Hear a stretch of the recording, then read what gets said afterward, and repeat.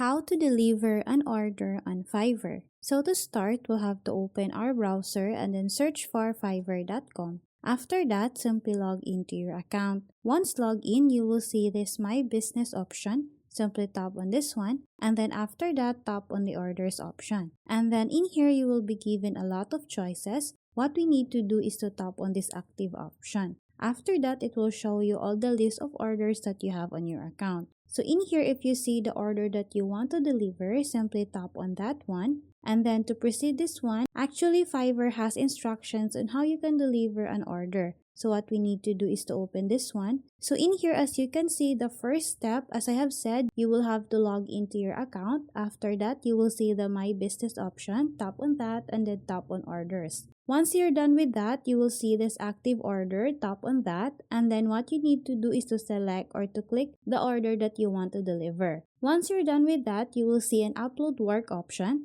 Tap on that and then you will be able to attach the file for your delivery. Once you're done with that, you also have to describe your delivery in detail. And then once you're done describing your project or your order, simply tap on the Deliver Work option. And then we'll have to go here on this Order Status as Completed. So in here, once your order is marked as completed, the order will be processed for payment. And then we have this Client Acceptance. Your order status will be changed to completed as soon as your client accepts your delivery. And then also, you have to keep in mind that there is an automatic completion. If your client doesn't accept or reject your order within 3 days of the delivery's due date, it will be automatically marked as completed. So that's how easy we can deliver an order on Fiverr. Thanks for watching, and if you find this video helpful, please don't forget to subscribe, hit the like button and then the notification bell so you won't miss any of our future videos. See you on the next one.